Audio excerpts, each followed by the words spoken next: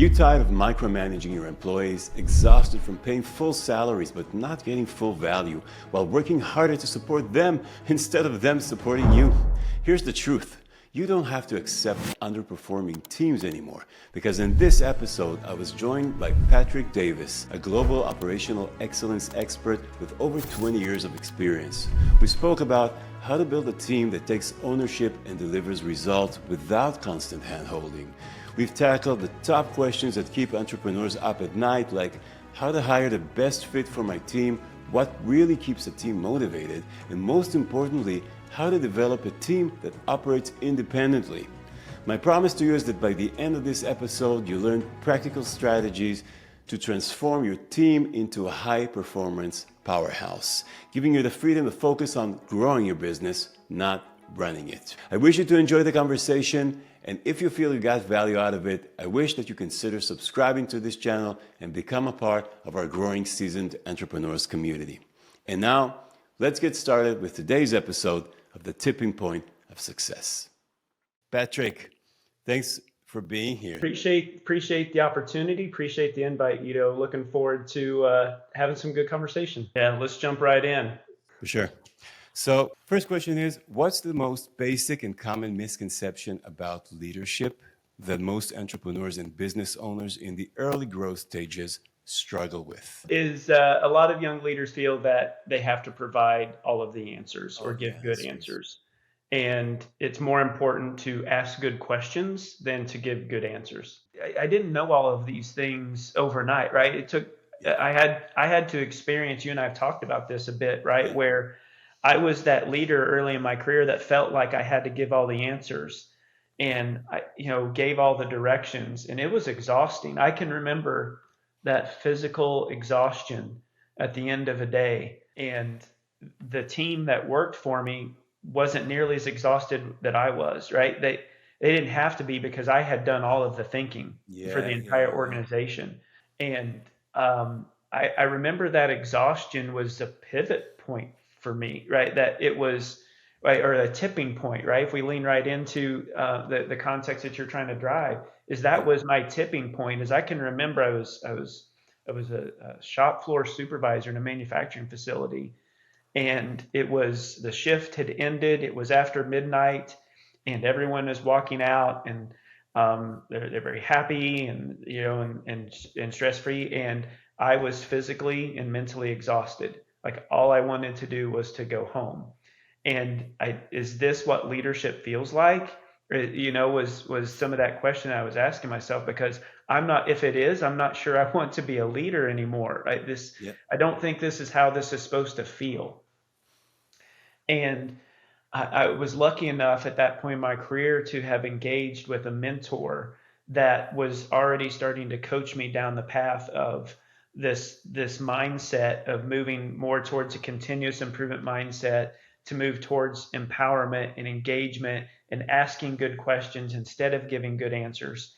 And it didn't happen overnight. What was the first thing you did after feeling this exhaustion? Do you remember? What was the first thing you did to change the situation?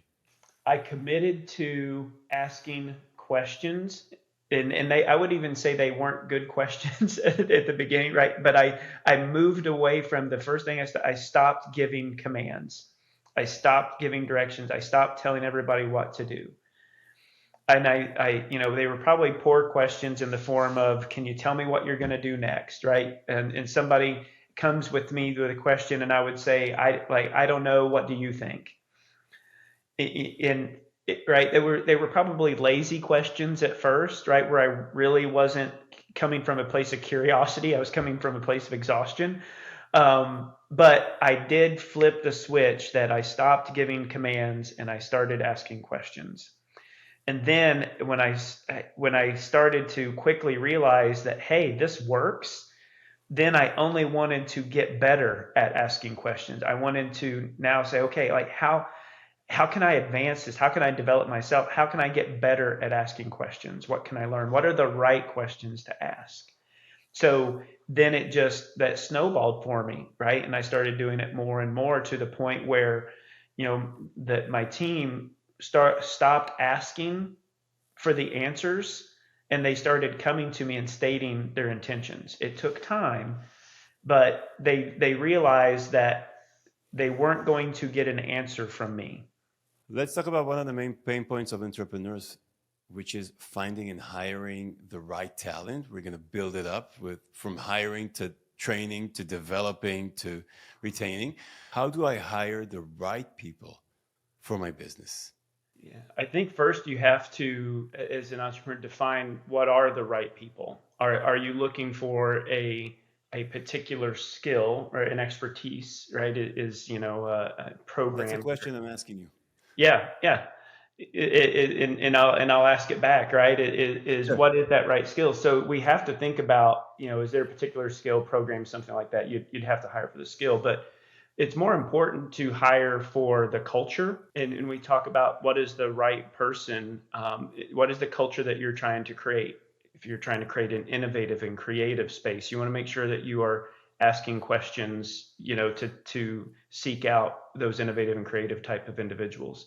There's a phrase from Toyota, the Toyota way, that says we don't build cars, we build people.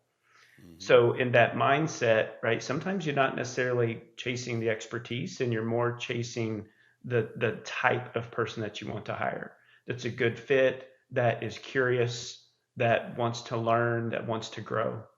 So give me an example. Give me another example of a type of culture that I would want to build. So the first one that's creative and innovative. What's another type of culture?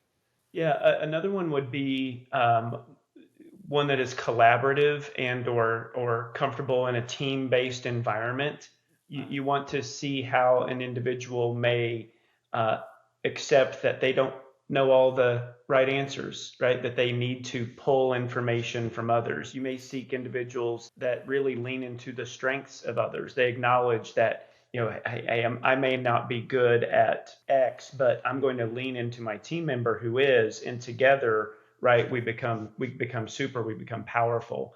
Right? Amazing. So find people who work well with other people and are vulnerable enough to say, "This is what I know. This is what I don't know, and I'm open to learn and to be vulnerable and ask for help." This is a very very important skill, I would say, to Yeah, have, not just a trait, right? yeah, I agree That's wholeheartedly. genius. That's great. Let's go. Let's talk about some errors in hiring, which can be costly. I know, and you know, and sometimes even detrimental. And I saw that for a business that's trying to grow, making a wrong hire, at the early stages, that could be a major problem. So, what are the most common hiring mistakes entrepreneurs make, and how can we avoid them? A couple come to mind very quickly. The first is perhaps you have that mold in your mind of the exact type of person that you're looking for, and you ignore some of those cultural elements. You ignore, right, some of those collaborative elements, and you say, like, I only need a programmer, right? So Mhm. you hire that programmer, and you miss those, and once they're into the business, you realize that the cultural fit is not there. I So think I'm that's looking for a cultural fit along together with this specific skill or the specific capability. yeah. What's another thing? Another one is that you may fall into that sense of urgency. Maybe you have an open role, Hmm. and you fall into the trap of having someone is better than having no one, right? So Mm. as soon as you find someone that may be close, right? You, instead of vetting out and asking good thorough questions and Oh things like man, that, you hire very quickly, just out of this sense of the clock is controlling me, so I have to go higher very fast. how do you reconcile that? Let's talk about the situation that you really do need someone and it's really urgent. Hmm. Yeah, it's important when running any business or leading any team. We're always playing the long game, right? And you have to recognize that short-term decisions many times can negatively impact the long game. So yes, you may have solved an immediate need, but you actually created a longer-term issue, right? Where now that person's going to come into the business, they're going to be a poor cultural fit. You're going to have to make a change, and then you're right back to where you started, and you Yep. may be in a worse position right? And now the timeline is extended even further. So hasty decisions can have longer term impacts. I absolutely agree with you. But let's say I'm in that situation right now. I haven't properly prepared, planned ahead. I'm in the situation right now. What would you do in my shoes? Yeah, I think the marketplace today actually permits us the opportunity to trial or kick the tires, if you will, with a potential hire, where you can bring that person in as a consultant, you can bring that person in as an intern or a co-op or a temporary type of ad, to see if they can perform the role and they're a good cultural fit. And then if that does indeed turn out to be true, right, then you would bring them on as a permanent assignment. So in advance, uh, like define together, declare about a trial period, right? Are you talking about that? So Yeah. if you've made a mistake, you can correct it. That's smart. That's great. Okay, this is one of the most frequently asked questions. What do employees value most in their jobs? And how can I offer compelling incentives during early business stages when, cash flow is tight? Yeah, that's fair. And there's been a lot of studies done on this question. And depending on the economic conditions, right, just until recently, but for many, many years, money was not in the top three. What many job seekers are looking for are compelling work, right? Work that is exciting to come to and participate in every day. And that can look like a lot of different things. They want to work for good leaders, right? Someone who is going to develop them and lead them in a way that again makes that a compelling environment.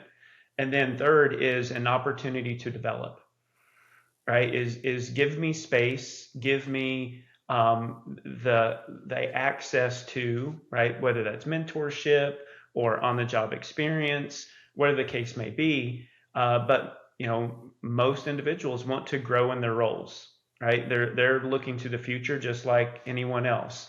And you know give me a good leader to work for in a creative and innovative and compelling space, and develop me.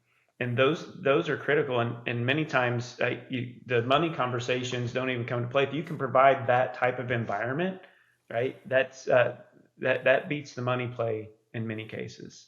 Wow. So let me see if I got this right. Environment, development, money, Yeah, in that order, right? in that So order. yeah. How do I create the environment that people would consider Mhm. a top priority? I would say like an environment that is not one that you would get out of bed and rush into work for, is one that's very directive, right? Where you come in and you're going to get a lot of direction on exactly what to do. So inversely, an environment that's certainly inviting is one that does have structure, but it has structure that allows for creativity. Where if we're always focused on customer value and how to deliver customer value, we can be innovative and creative in how we deliver that customer value. So, an environment that gives me the space to do that. So, my example would be, um, any type of environment that leans into a continuous improvement mindset. Sometimes you'll hear it referred to as kaizens, right? The kaizen approach, where yes, we have a standard process that we have to execute, right? We're building the widget, we're processing the invoice, we're making the hamburger, whatever the case may be.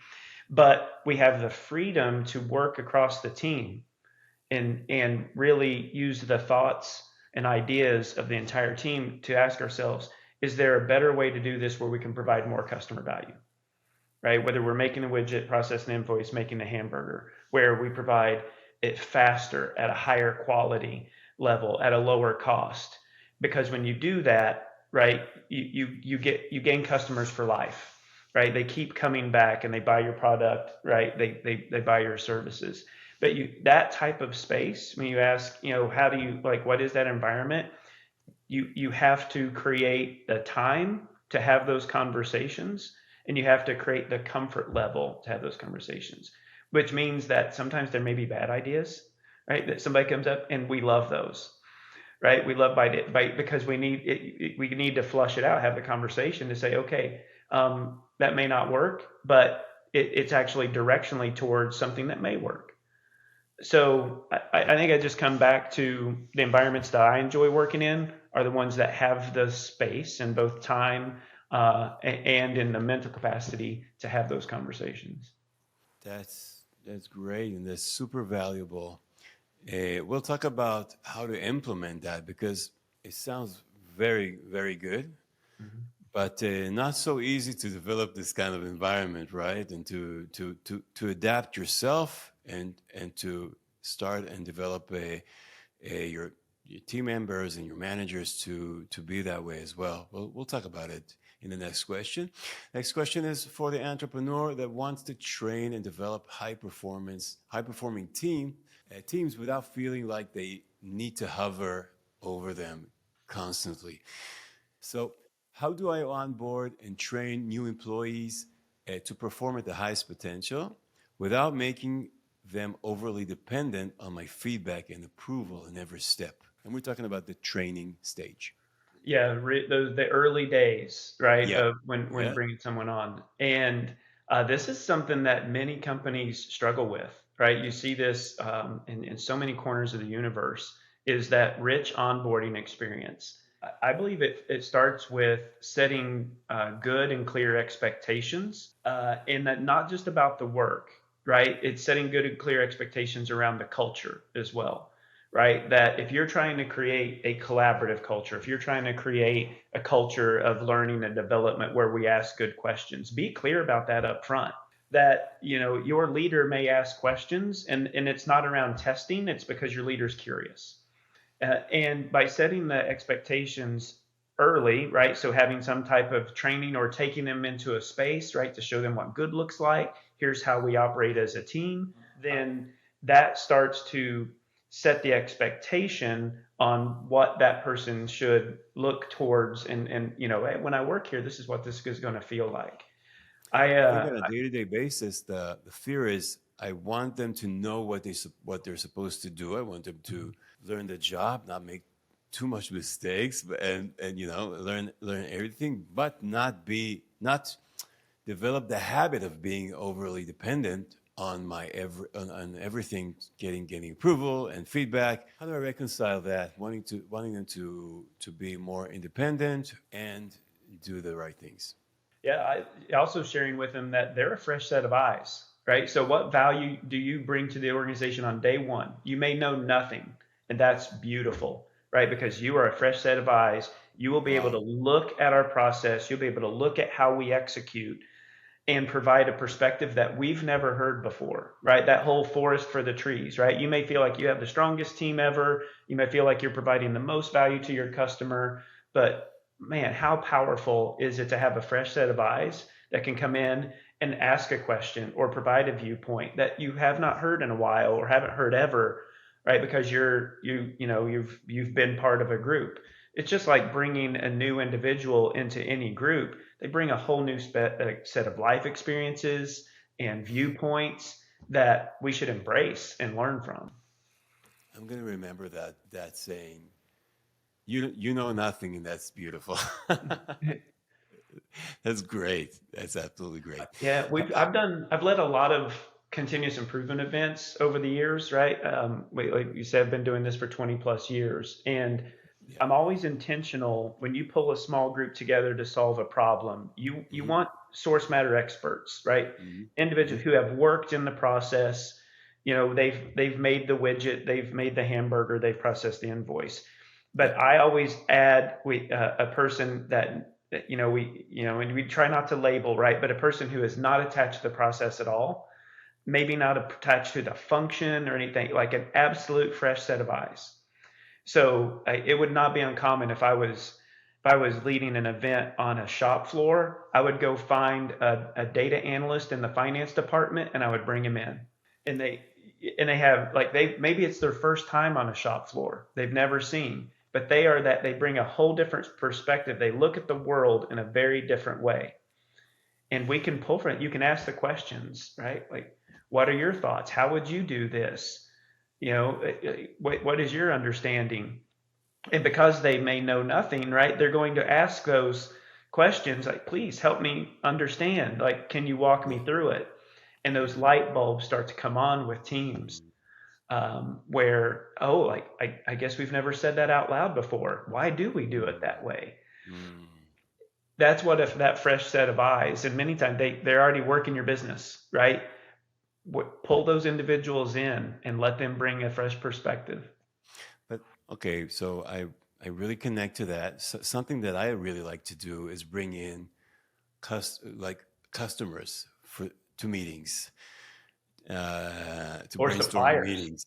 Yeah, yeah. Yeah. And um, and it's always super helpful, super helpful. And we discover so many new things. But let's say I still do want him to figure out as quickly as possible the roles that he needs to perform, and I want to do it in a way that will, not limit his capabilities or his thinking or his actions to just what I've showed him. How do I make him want to keep developing from that point on? Yeah, again, I think it's from the early days setting the expectation Yep. around your culture that, we are a learning culture, we are a developing culture. We're intentional about taking the time to improve our work and think deeply about our work. And in order to do that, right, it's about growing our skills. Maybe an opportunity, if you have the structure put in place, where you've set the expectation around development plans, around skills building, to take that person again right to the work area, wherever that may be, and show those examples. I'm a big believer in, culture drives behavior, behavior drives culture. You have to set the structure if you want those. I call them the unborn, right? The people who are just coming into your business, Yeah. that are now that they can quickly understand what your structure is and what the Mm-hmm. operating model is.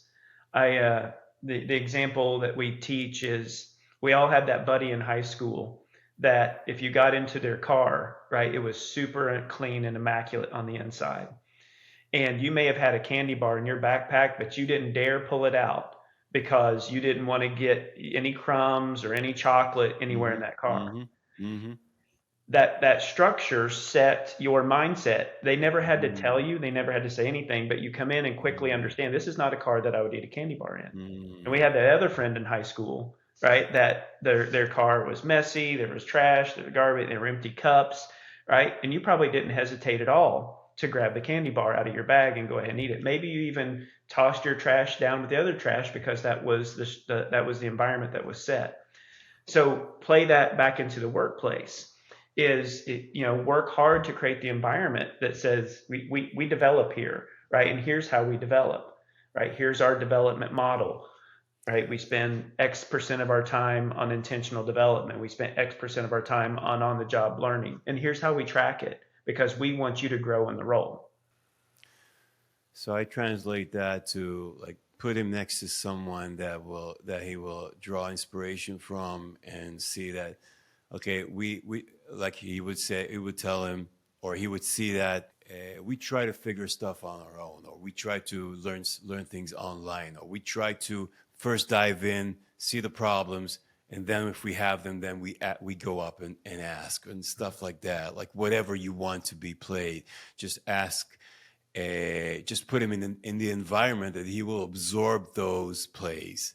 Am I right? Yeah, mentorship and learning from others and on the job, so powerful. Amazing. What if I don't have other people to teach him? It's just me, and I don't want to invest so much time in being the mentor of every employee that comes in. Yeah, I think that's where you lean into Let's say I'm, as I'm a much. business owner that has ten people. Each of them is doing a totally different thing. Yeah, that's fair, right? And it becomes a very difficult challenge to start to, how do I spend my time? Um, but just like eating an elephant one bite at a time, right? You're not going to develop 10 people at once, but you can Right. develop one person each day, and you can do a lot in 15 minutes. So I believe in being intentional, where you carve out a specific amount of time each day that is focused development, focused learning. And whether that may be a direction that you point someone into, right? Hey, watch this video, read this book, right? And we can come back in a week and we can talk about what you've learned. right? And have a good, rich 15-minute conversation about that. If you took that mindful approach, you're not going to develop people overnight, but imagine spending 15 minutes with your 10 employees, right? And spread that over 3 and 4 months. You've now had a couple of hours of deep, rich development conversation, albeit 15 minutes at a time, with each of the members on your team. And Yeah. what happens is you start to recognize who embraces learning, right? When you recommend a book or you recommend a video to watch, like who runs towards that and who procrastinates and says, "Well, I'll watch it the day before I'm supposed to talk to my leader." Do it 15 minutes at a time and see the behavior that follows that, That's and right. let the growth let the growth happen, and also it helps with independent thinking and independent decision making. That's great. That's And amazing. that's how It's we very learn as I humans. love the Yeah. practicality of it. Yeah, that's how we learn as humans. If you put me in a training room for a day, right, and you pour all of this knowledge into me, how much do Yep. I actually retain? Mm. Right? If you ask me, give me a test 2 weeks later, right? Yeah. I personally, like, I'm probably not going to knock that test out of the park, right? It's a lot to Mhm. absorb in one day versus give me the information in small bites. You've given me time to think about it, digest it, right? And then you come back and ask me again a follow up, right? And have a good, rich conversation about it, right? That's going to stick with me longer than give me all this information all in one day. I love it. I love those hacks. Patrick, how can I quickly spot strengths and weaknesses in a team member and coming in and ensure each person is in the right role, maximizing his or her capabilities and contribution? And I'm asking that even for myself because I had it wrong so many times. Like giving too much stuff to do or not the right thing to do. What is your recommendation with that? Yeah, there's a concept that I teach that is straight from the Toyota way, and it's called going to the Gemba. And Gemba is the Japanese term for where the work is done. So, as much as possible, as leaders of businesses, spend as much time in the space where the work is done. And it's not to give direction, it's to be curious. Mm. And just being in the space and being curious and watching how your process flows and how the team interacts with one another, yeah, sure, there may be a little Hawthorne effect at first where people operate in a different way because somebody's watching. But over time, if you continue to do this and be in the space, those defenses start to lower, and the team will begin to operate more and more like they would on any other day. And then you can start to detect the strengths and opportunities within the team, right? Who may be the natural leader? Who may be the natural coach?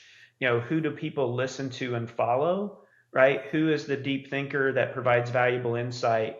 Who is the person on the team who thinks of things in a different way that compels the team to a new and different normal, right, or standard.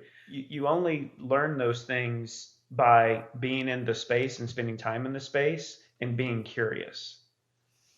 Mm. So you're saying don't just wait for the results to show up and the KPIs and see if the person has reached his goals or quotas or whatever.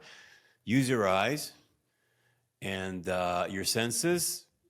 Be and watch. You can see the strengths. You can see the weaknesses. You can see how are things being done, right? And you can recognize if this is the perfect fit or needs to be adjusted or readjusted. Yeah, you're also going to learn about your own processes.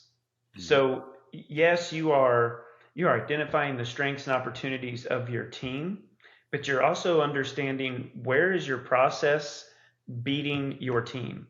So what is the phrase, like, bad process will defeat good people. Mm. If you are asking good people, strong team, to operate in a bad process, you're going to learn that at the same time. So wait, Let me what write you that down. yeah, what you may see as initially, right? Maybe on your first day, oh, Patrick, that, like, this is a clear weakness for him, or that's a clear opportunity for him. He's really struggling. But as you spend more time, you start to understand that, the process is very broken, and it's not Patrick that has the opportunity, it's the process that has opportunity. I'm asking him to do something that is almost impossible, right? It's Right. And a lot of times those things just, we used to doing that, and we forgot that this is the system that's on hand, and by doing this active watching, we can also identify things that we need to change in the process of the onboarding. Amazing. How can I balance giving more autonomy to my existing employees, teams, and subcontractors, especially when working remotely without direct supervision? I think I already know some part of the answer, which is the culture thing we talked about. it is. And while still ensuring they put the best efforts, stay motivated. This is a very commonly asked question. Stay motivated and contribute to customer satisfaction and business growth without resorting to micromanagement. It's a balance of competence and clarity. I'm a big fan of an author named David Marquet, and he will describe this better than I can. You can watch his YouTube videos, you can read his books, but I very much subscribe to the philosophy of as a leader wants to give more control to the team, more autonomy. What they need to seek and understand in those individuals is competence and clarity. So if competence is knowing what to do, right? This individual knows what to do, they're able to state it, yet like here's the expectation, right? We've all agreed on the expectation, and we both understand what we need to go execute. And then they have the clarity, the understanding of how to do it. So they know what to do and they know how to do it.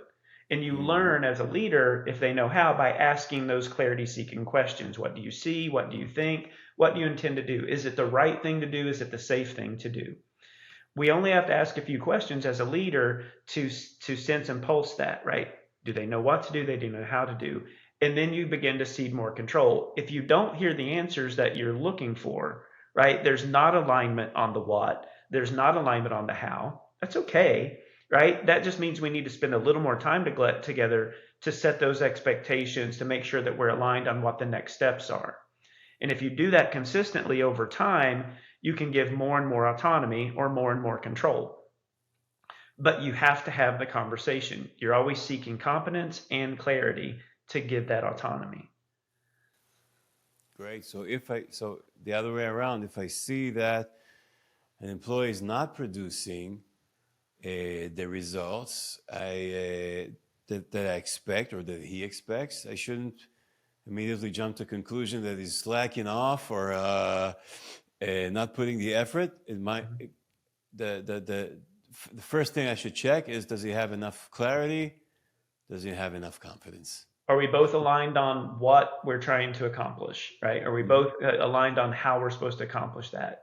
And if the answer is no, right, then work quickly to get to that so that you can get to that happy space of autonomy. Right. Don't assume that you have that because you've explained it once and because you know it. The curse of knowledge.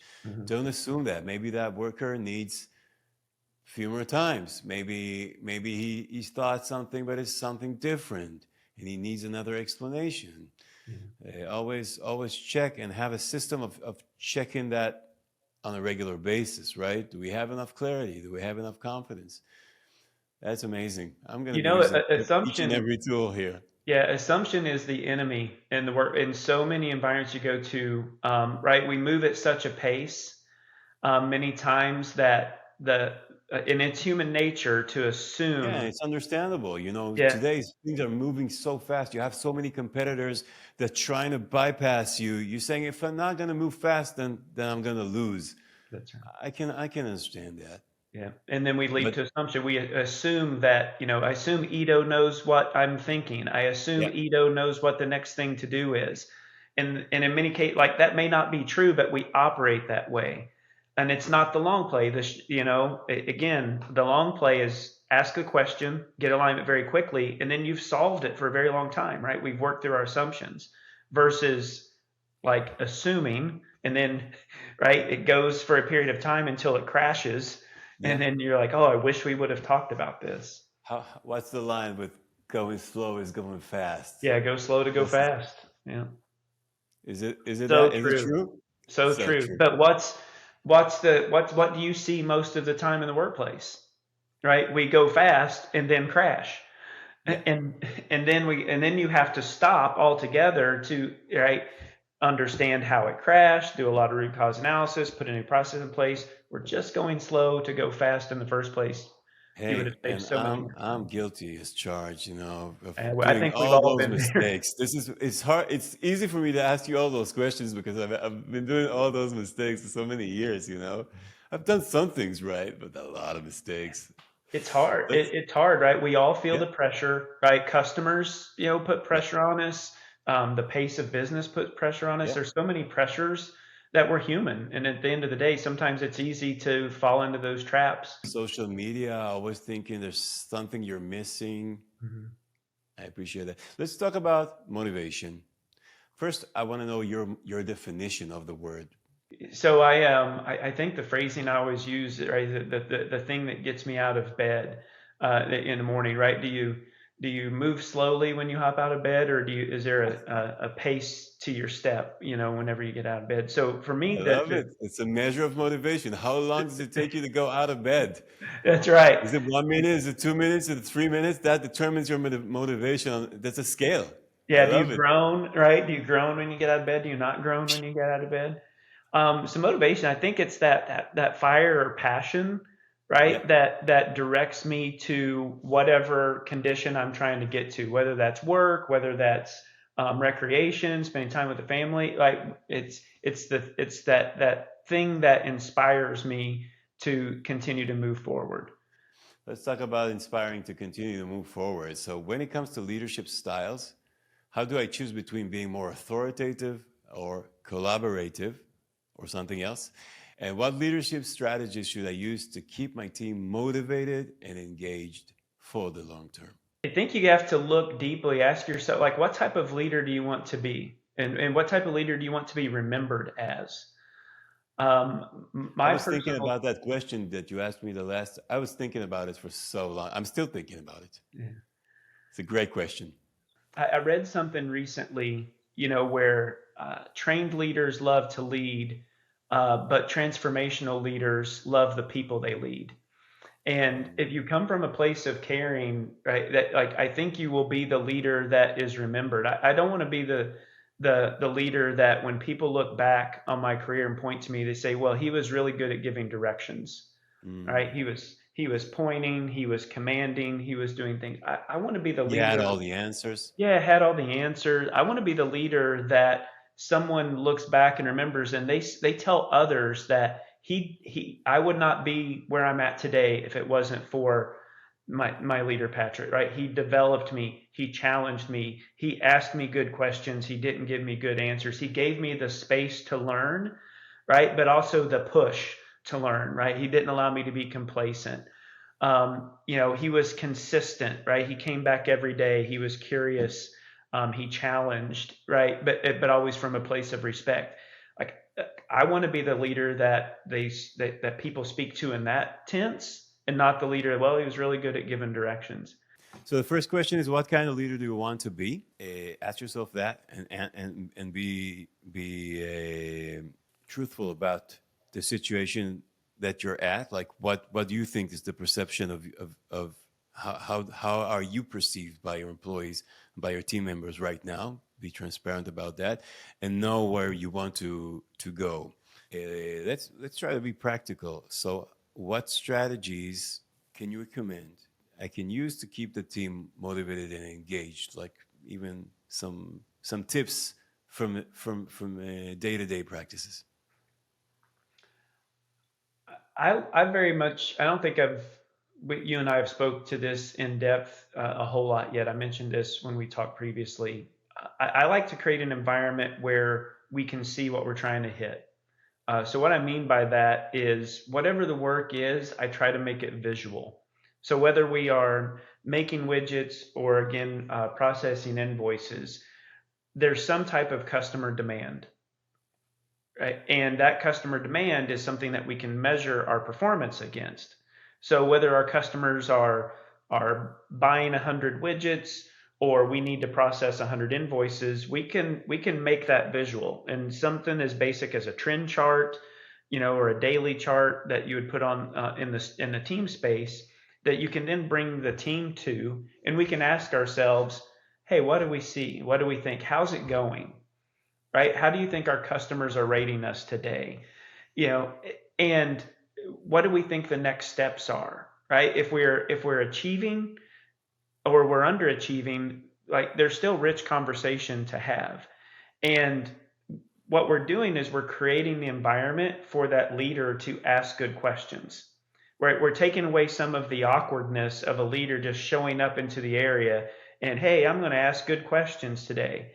Instead, create something very basic that we can all react to, right? That it's our performance, not just today, but our performance over time, that we can be thoughtful and think deeply about and ask a few good challenging questions. I always like to start.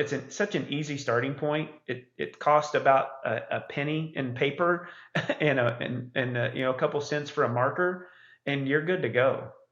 So let me see if I got it right. So use visuals. So there's a consensus of what are we talking about, what are we watching, and what do we want feedback on. Mm-hmm. Second thing is ask thoughtful questions, provoke thoughtful discussions, so everyone will be engaged and will feel they're contributing, whatever their opinion is, and that will create motivation to get up from bed and come to work, knowing that, hey, I'm going to be in a meeting today, look at something that is very recognizable to me, that I can look and understand what am I asked about, and then I'm going to be asked really challenging, interesting, thought-provoking questions that I can answer and have my opinion heard and appreciated. This sounds amazing. Am I Yeah, right? yeah, it's easy to see the distinction between the two, right? So Yeah. imagine a scenario as a leader where you have So put. what's the opposite of that? Yeah.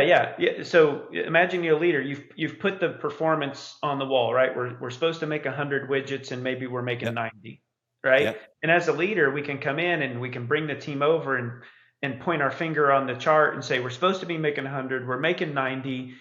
We are falling short of expectation. Susie, I need you to do this. Ito, I need you to do this. Patrick, I need you to. And we, like, tomorrow I come in here, we better be making 100. Yeah. Right? Are you going to be motivated to come into that space? No, I'm probably trying to escape, right? I'm looking for the door to figure out how I can go work somewhere else because this leader is coming in and commanding me each day. Yeah. Inversely, right? We can be the leader that comes in and says, "Hey, our customer demand is 100. Um, Team, what are your thoughts? What do you see?"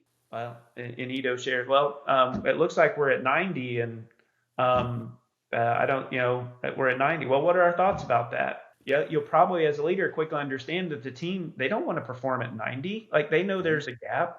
Mm-hmm. Mm-hmm. Mm-hmm. Then, okay, like, let's all be part of the solution. What can we do differently? Right? Is there something in our process that's keeping us from it? Are there barriers? Is there some type of issue that we can address as a team? Let's talk about that. So how do I create a culture of continuous improvement and learning in the team? And what will happen if I don't? Yeah. How do I bring that improvement culture and learning culture to, like, the highest hierarchy?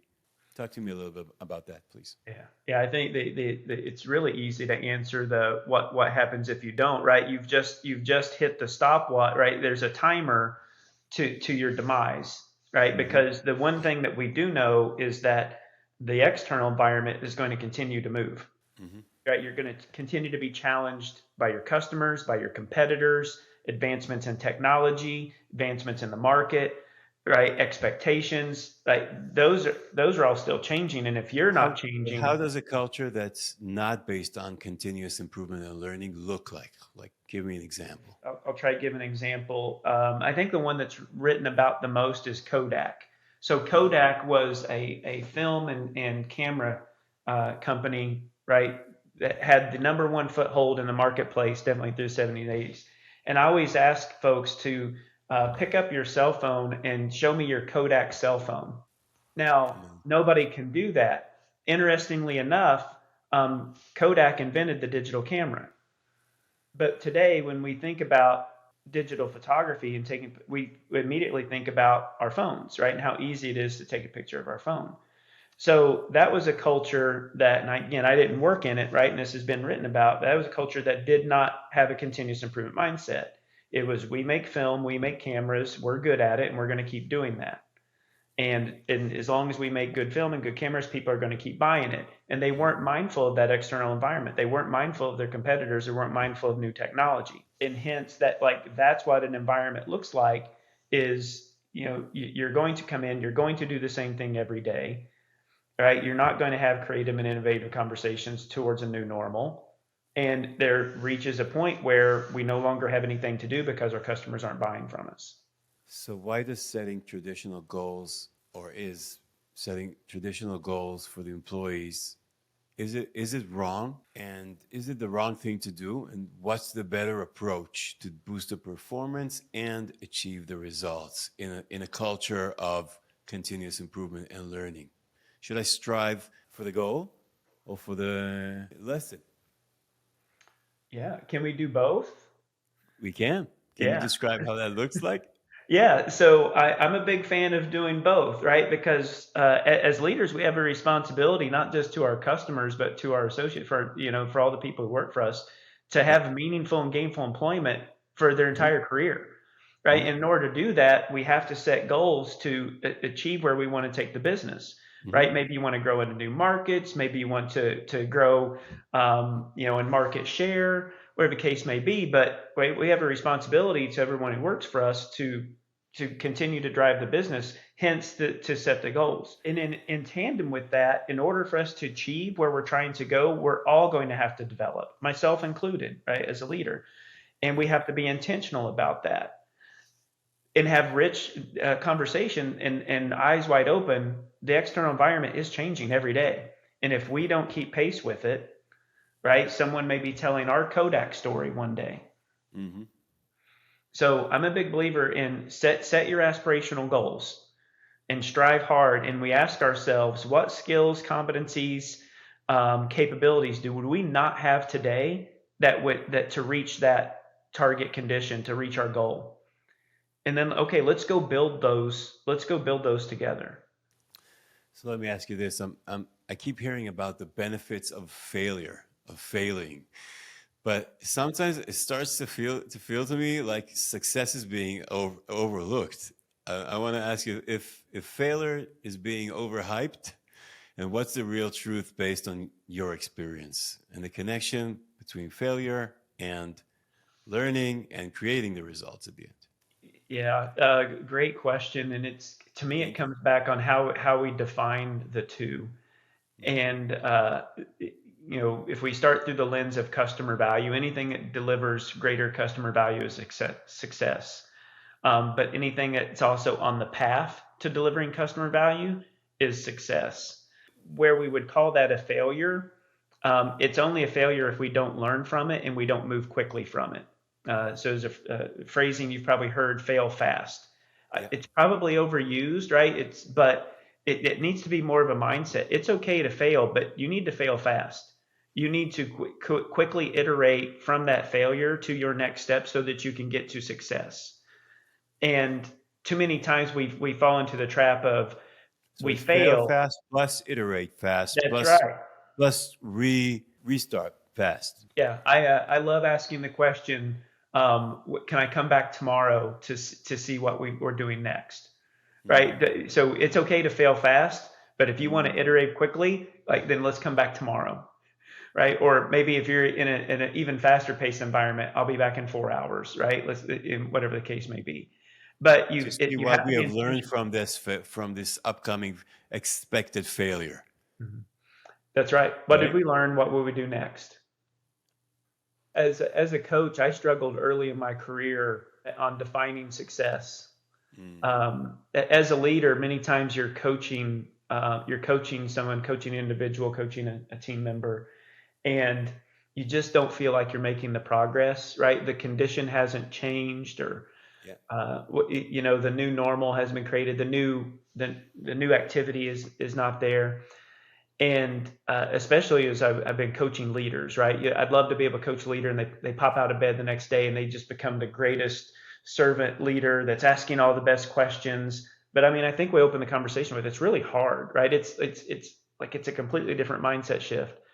And it's very The confusing, I have to tell Yeah, you, with all this talk about failing fast.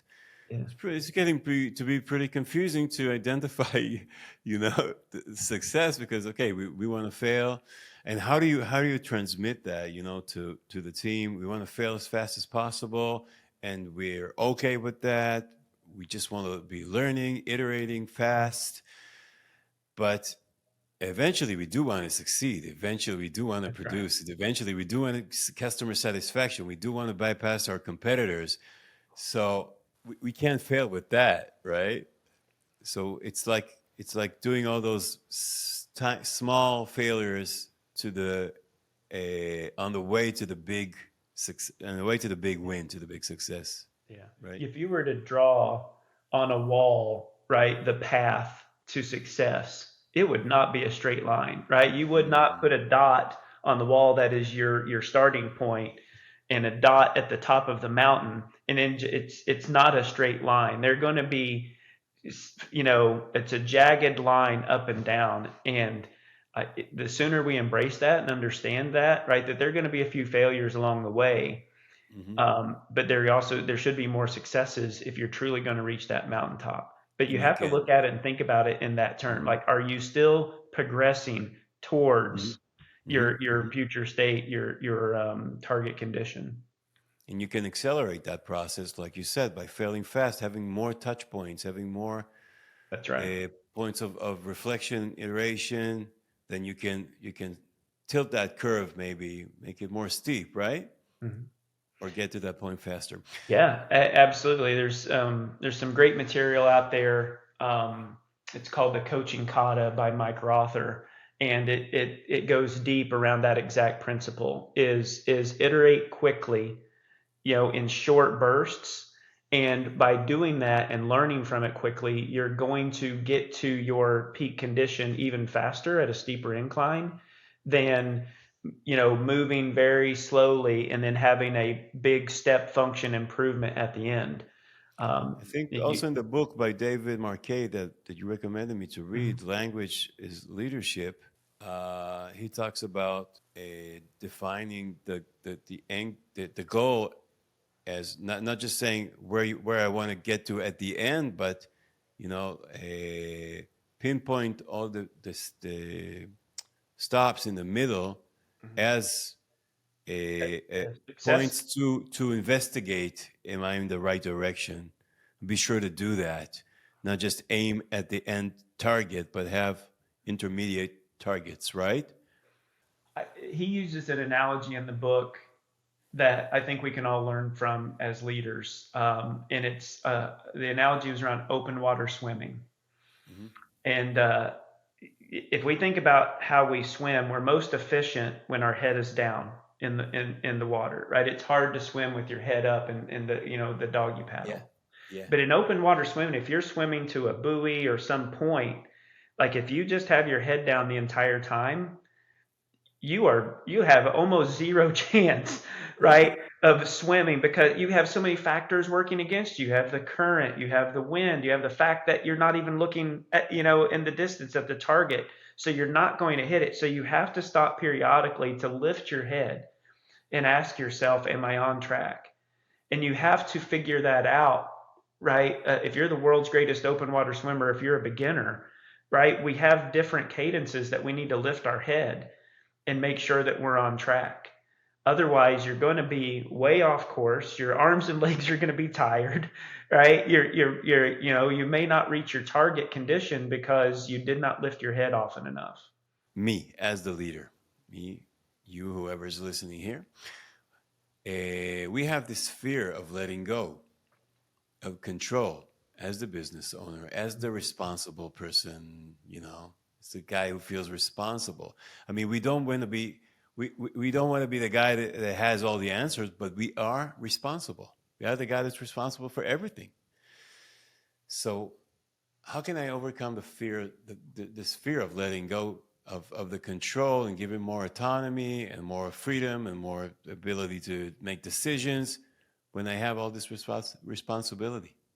Yeah, there's a disconnect, right, in that thought pattern, because many times we think autonomy or the giving of control means that we're walking away, right? That Mm, we're moving away. And when I talk about seeking clarity, seeking competence, giving control, the leader's still present.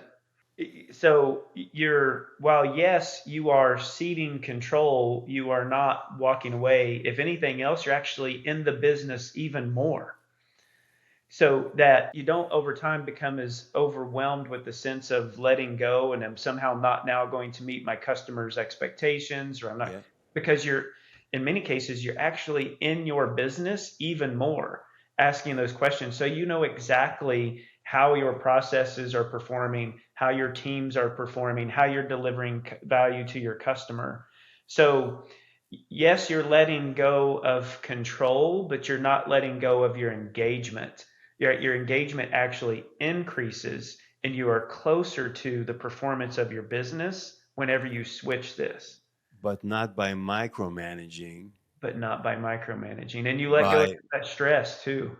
yeah, yeah. So you're talking about being present in the meetings, asking the questions, being involved, understanding the information, the results, where did they come from? But is it only during those team meetings, like once a week, or am I also present in other cases? Oh, like you said, being on the how do you said that word, In the Gimba, yeah, in the Gimba, GEMBA, Gimba, being where just the work is watching, done. not necessarily speaking, not necessarily giving advice or directions, but watching. Yeah, being curious. Yeah, getting a sense of control back, of not control over people, but the Mhm. responsibility, not being overwhelmed, like you said, by letting things go. Yeah, Uh, I personally even look at how I spend my day. mm, And I jokingly have said that I never want it to be on my tombstone that I was really good at sending emails, right? Like I don't ever want that to be my brand, right? That I'm good at sending emails. So you really challenge, you know, how much time am I setting at my laptop, right? Communicating versus being in the space where the work is done with my team and with the associate, right? And asking questions and communicating in that space versus communicating right electronically like through email. And sure, like I'm not anti-email. There's sometimes where you yeah, can communicate to large groups of people and things like that, but really challenge yourself and ask, like, how many times are you using email to communicate instead of being in the space, right? And being present and being curious and being, you know, where the work is done and understanding how your processes flow and understanding the strengths and opportunities of your team. You just can't do it in front of a laptop. And yeah, you have to do it through conversation. In today's virtual environment, it's even more important, right? To create those engagements, right? For those folks that work remotely for you, right? Is create the space to have that conversation. so if I fear that I'm letting go of too much control, or I'm maybe feared that I'm not being as responsible as I should be with letting go, the answer to that is presence. Am I right? It means a lot, right?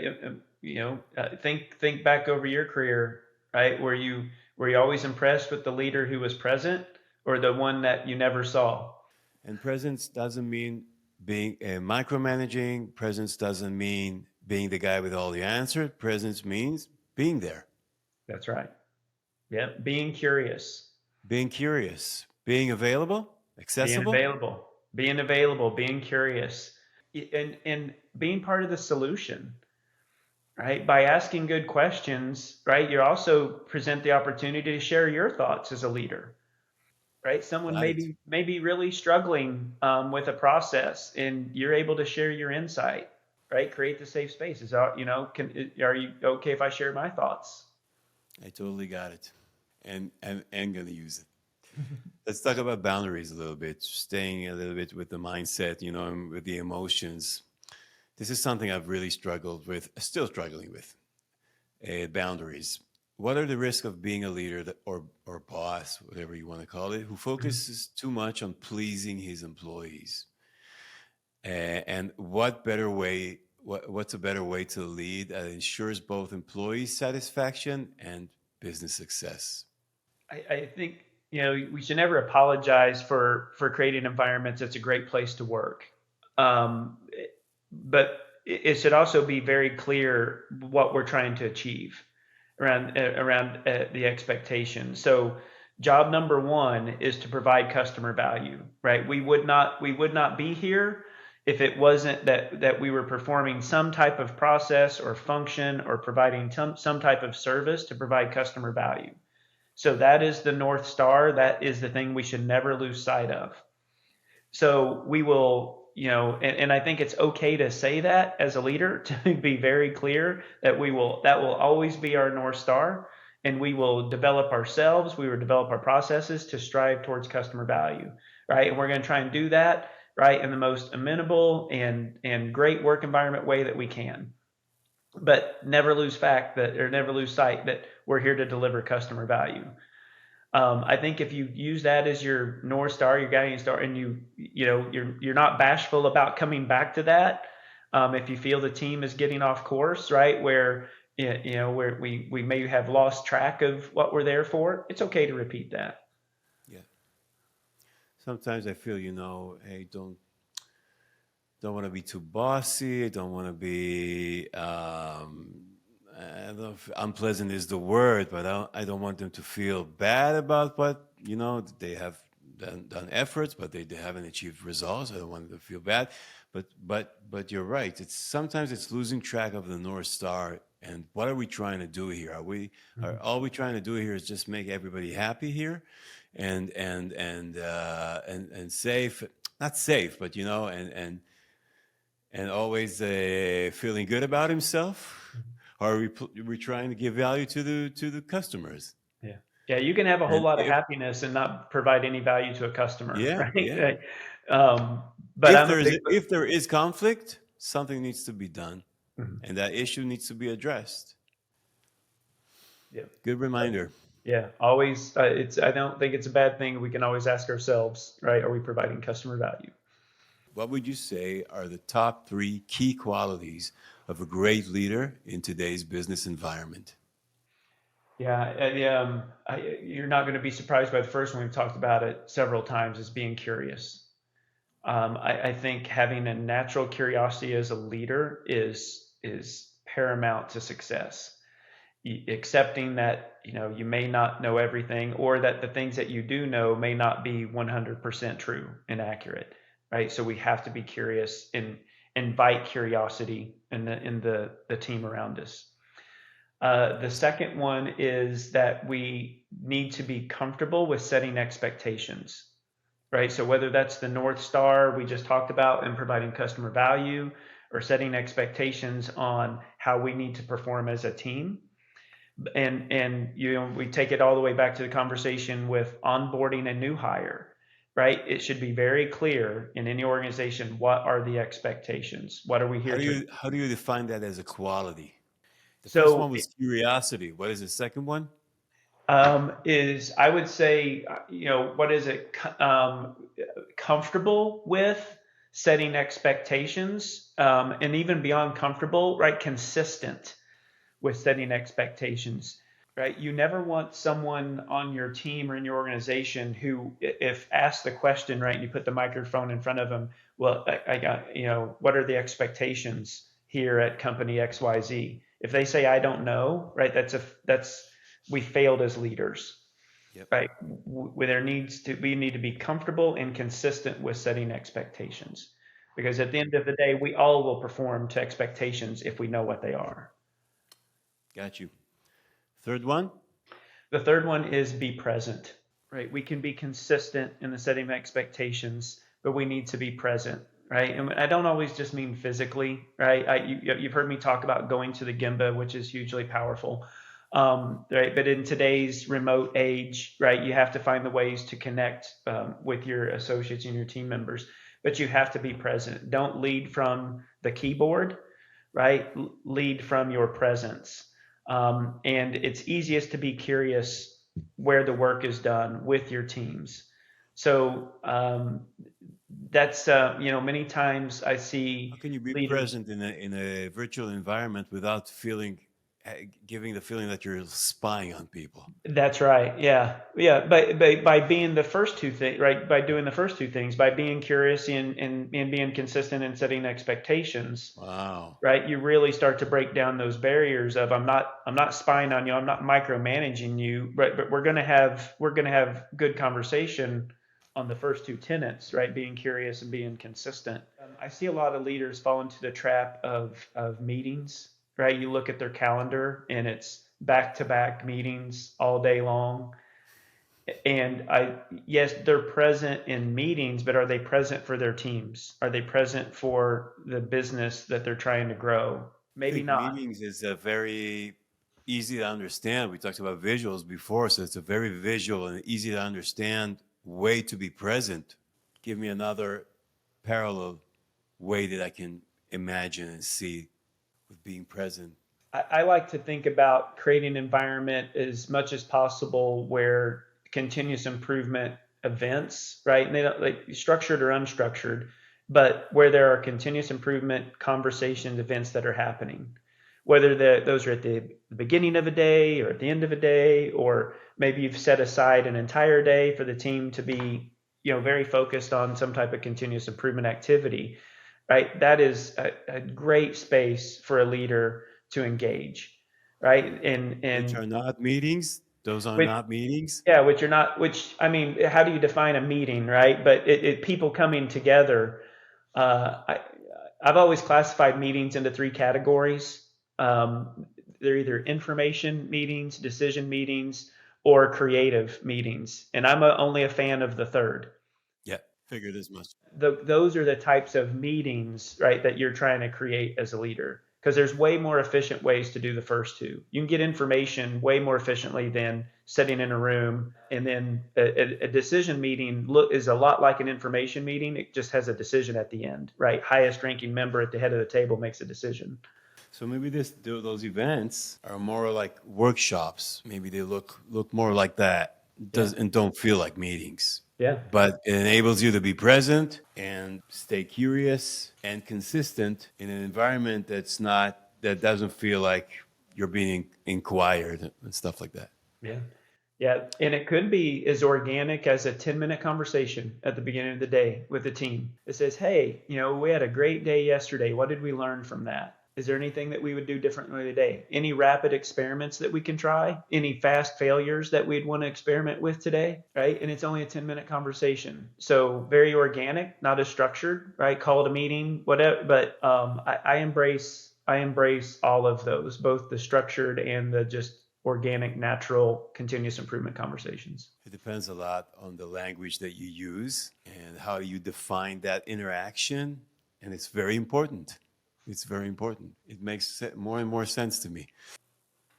They were going to get a question. So that's exactly what I was meaning to talk to you about. And you had the direction of that mentor, right? He was directing you to do that. So one of the things that I struggle with most every day, until we had the conversation 2 weeks ago, and many business owners do, is expressing myself in an effective and productive way with using the right language when giving feedback to employees, like I said, instead of directions, and team members when conducting effective meetings.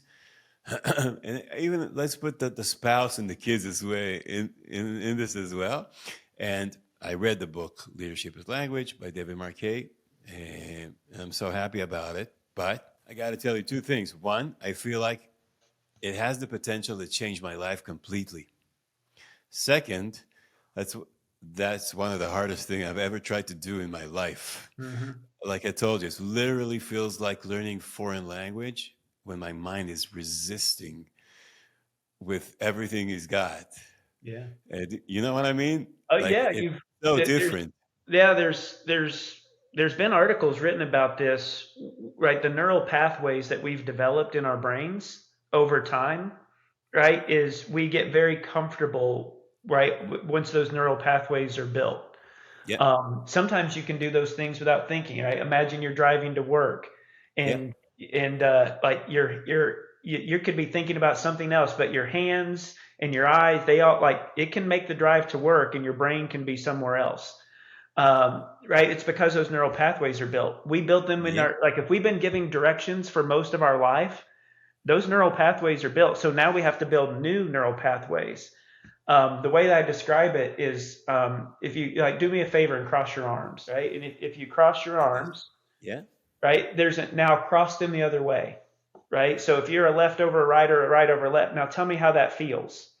Uncomfortable. Uncomfortable. It's a little weird, right? It doesn't hurt. It's not Right? painful, but it feels different. It feels uncomfortable. It's Hmm. because you've built the neural pathways to cross your arms a certain way and you've been doing it your whole life. Now I'm asking you to cross your arms a different way. You have to build a new neural pathways.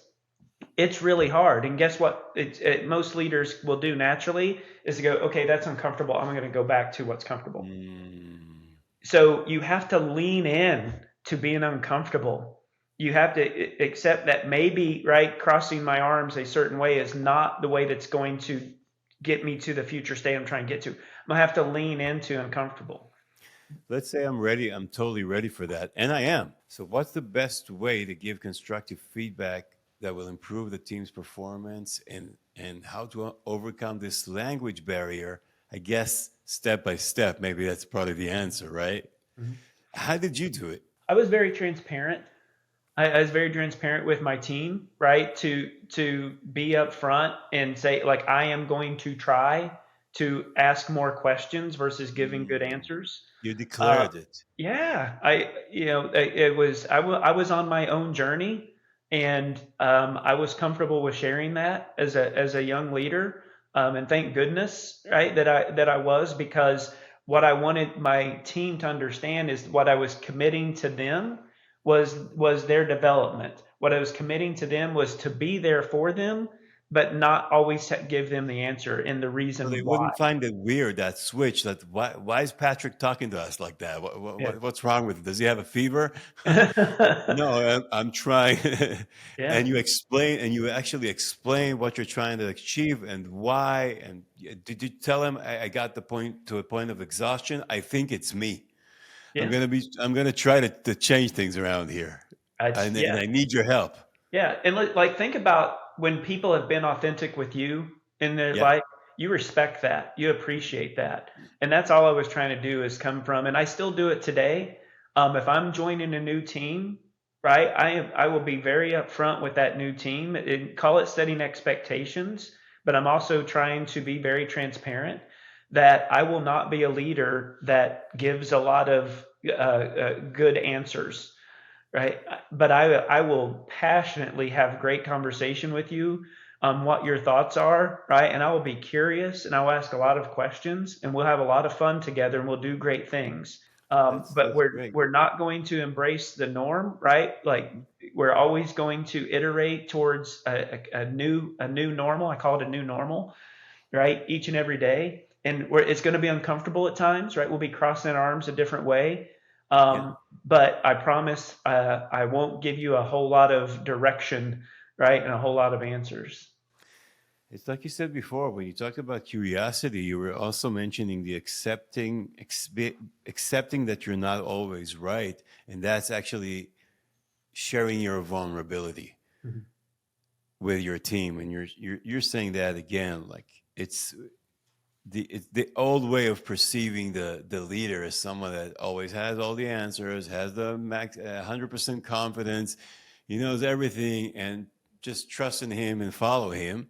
And what you're talking about is be transparent about your weaknesses, be transparent about your mistakes, be transparent about you want to change new things, you want to change your leadership style, maybe for a period of time, see how it goes, and be vulnerable and say, "Hey, I don't think that I know everything, and I'm 100% not sure about it, and I'm open about it.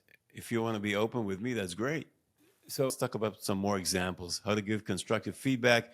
It's to improve the team performance and to overcome this new language barriers, like really some questions you would use.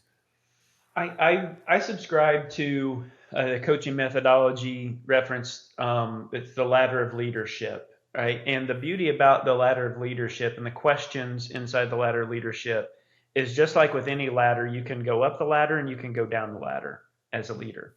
So going up the ladder, right? You're very curious. What do you see, right? Then the next question on and the next ladder rung up is what do you think? And then you can ask, right, what is the next thing to do? And then finally, what do you intend to do? You're always trying to coach towards intention, but you're coming from that place of curiosity because you're truly curious. What do you see? What do you think?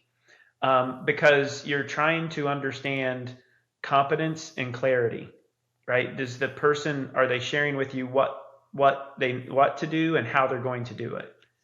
Can we repeat those four questions Of again? course. So the first one would be, what do you What do see? you The second see? one would be, what do you What think? do you think, right? What are your thoughts? What do you plan to do next? And then what do you intend to do? So that last What's the question difference is, between plan and intent? yeah, well, it's the statement, right? Because it's the commitment. Because I can say that I'm planning on, right? But it's still in my head at that point, right? It's like saying I'm thinking about, or Yeah. I might do this thing. But when you Mhm. use the word intend, I intend, and that's what I'm trying to, as a coach, that's what I'm trying to reach, right? It's a verb that means commitment, where plan is not a commitment word. Plan Mhm. is Mhm. I'm writing it down, but I intend is a commitment word. So I'm trying to reach commitment. So this is the ladder, those four Those are questions. the four questions. And you always use it like that? You always Some start with the form, first yeah, one, go up to the fourth one? some form of that. Wow. Now, That's interesting. many times, like I've been doing this approach with the people I work with for so long, right? That like I'm not fooling anybody. And many times my team, they already know the questions, and the associates I work with, they already know the questions. So they'll come to me and they say, hey, Patrick, we're seeing this condition over here with this process. We think that that's impacting the customer in a negative way. We don't like that. Our plan is to come together as a team and put together a few ideas, and we intend to do that on Friday. And I'm sitting here, my jaw dropped. Like as a coach, I have nothing left to say other than fantastic. Like, can I come back on Friday and hear and learn from you? I'd love to hear what what you learned and what the outcomes of the experiment were. Like that's the perfect ideal example. But Yeah. everything in between, what you're Mhm. listening for as a leader is where is that person that you're having the conversation with? Are they sharing with you what they see, but they haven't advanced to the next thing? That's okay. Meet them where they're at. If they're sharing with you Mm. what you see, that's yeah. Thank you, Ito. What do you think about that? What are your thoughts? What does that mean? What's the impact to the customer? Right? Are there any ripple effects downstream in this process? There's different ways to ask that "What do you think?" question because I want to see if the learner is having that. We call it deep thinking, right, or second level thought, right? Are they carrying it forward and going, I see the condition and it means X, right? It means that there's some impact. It's not meeting customer value, right? It's not working. It's not doing the thing that we want it to do. Because but let's imagine that you don't get there, right? I'd opened with you can walk the ladder back down, right? I've asked a deep thinking question, and maybe the person doesn't have a lot of experience. Maybe they're new to the business. Maybe they don't understand the customer, right? It could be one of 100 different things, and that's okay, right? But what I'm understanding as a leader is like they're not there. They're still on the first rung of the ladder. So that's where I'm going to invite myself into the conversation as a leader and said, hey, I see the same thing that you do. right? Process is not performing the way that we want to.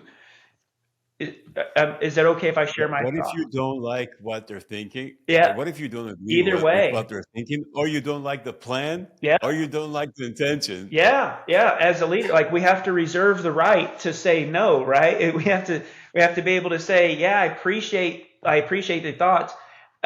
You're still going to invite yourself into the conversation. How do you do that? How do you say that no without without discouraging the next time that you're going to ask You questions? you You can do still it. want them to Yeah, you appear. can do it in the form of a question, or you can do it as a statement. It depends on the relationship, but you may ask, "Hey, is it okay if I share my thoughts? I've actually got some experience with this, or I've actually given this a lot of thought. Is it okay if I share my thoughts here?"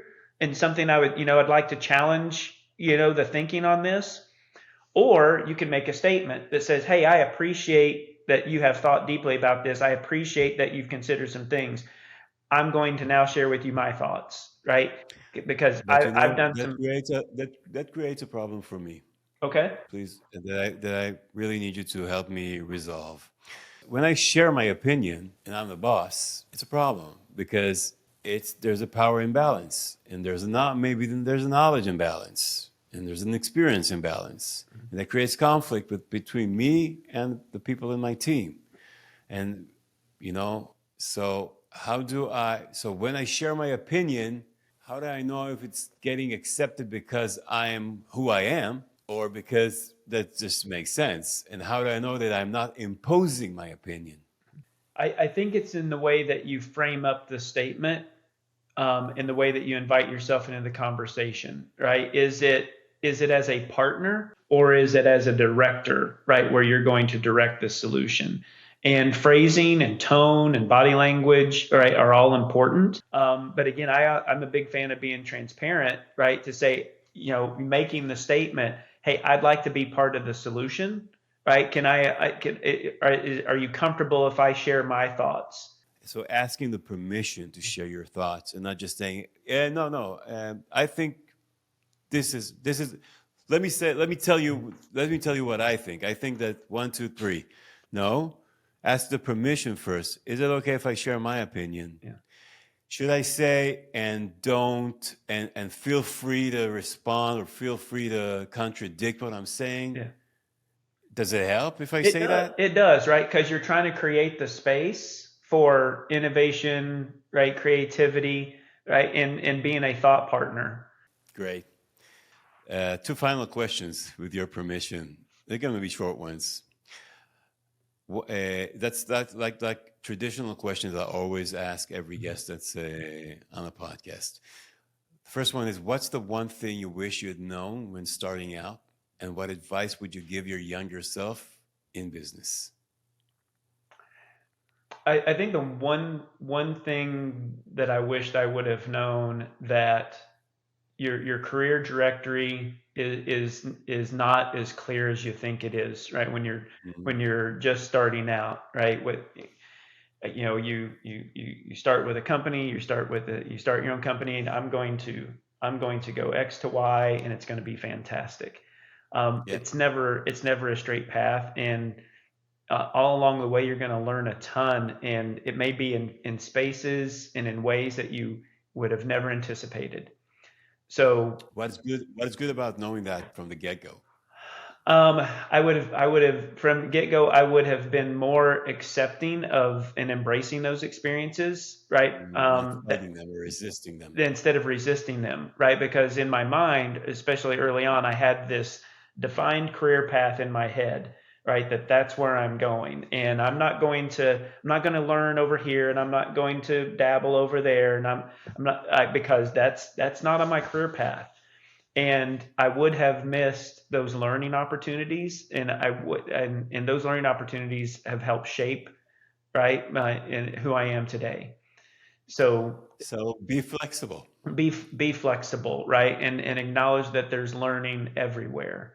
The advice I would give to starting a business: structure, right, and culture drive behaviors, and behaviors drive your culture, right? Back to my example inside of your high school Yeah. friend's car.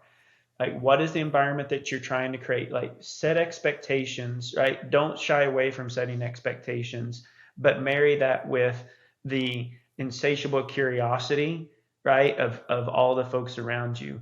But if you create a culture environment that has wild variation and wild inconsistency, and right, very little direction and no expectation, you should not be surprised that you don't have great outcomes. You shouldn't be surprised that you get wild variation in your outcomes.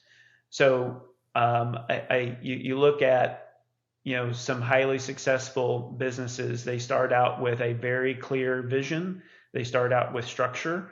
They set clear expectations, and then they iterate their way to the future. Versus starting out very unclear. Hey, we're going to figure this out as we go, and then getting varied results.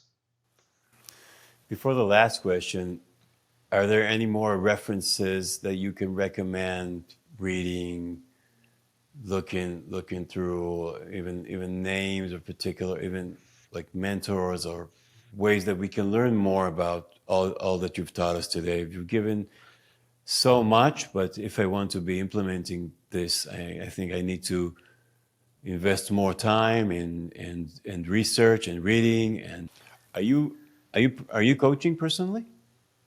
Am I coaching? I coach individuals through my current employer, but I also have mentoring relationships with several folks that I've worked with over the years, that I continue to be engaged with, and I'm happy to spend time with anyone that may want some coaching or Yeah. guidance.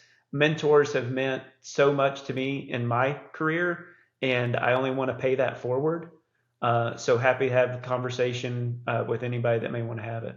So how can you be reached? You can find me on LinkedIn, or you can also, I think that's probably the best way to reach me is through LinkedIn. LinkedIn. That's great. Any other references to books, reading materials, articles besides the two books we've mentioned before? Yeah, David Marquet's first book, "Turn the Ship Around," is a great book, and there's some YouTube videos around his story. All you have to do is a little YouTube search of David Marquet. Um, I'm a big fan of David Mann's book, and it's um, Leading in a Lean Culture. Uh, Hmm. that is a great book, and it really breaks down the elements of continuous improvement.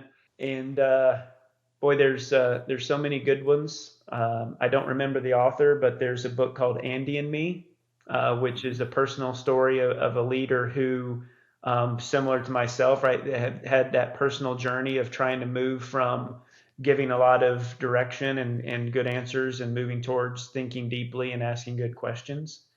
Hmm. Yeah, so many good books and so many opportunities out there. Amazing. I'll be sure to reference them below the video. And last question, what does the tipping point of success mean to you? The tipping point of success to me is that moment. And I think my story, I had my own tipping point of success, is the acknowledgement of what got me to here to this point is not going to get me to the future state, and Wow. that I may need to lean in to being uncomfortable, and that's okay, right? It's you're learning, and many times, right, we learn most when we're stretching and being uncomfortable, and that's when we really get better at what we do, whether it's sports or work or personal life, whatever the case may be. Only whenever you are pushing yourself into that uncomfortable, outside of your comfort zone, right, in that uncomfortable condition, are you like truly growing. I love that answer. I absolutely love it. Patrick, I want to thank you so much for It's for been a this lot of time fun. and for the great knowledge and great advice. I've learned so much, and I'm sure that everyone's going to listen to this is going to be mind blown, I have to say. And actually, the thing that excites me the most is the opportunity that's going to be created to a lot of people to discovering these models and these methodologies, strategies. Because I've just barely touched them, and I already feel such a change. And I'm really thankful to Sarah that introduced us. It's been a lot of fun, Guido. Hey guys, if you like that, go check out the next interview that's going to help you reach the tipping point of your success.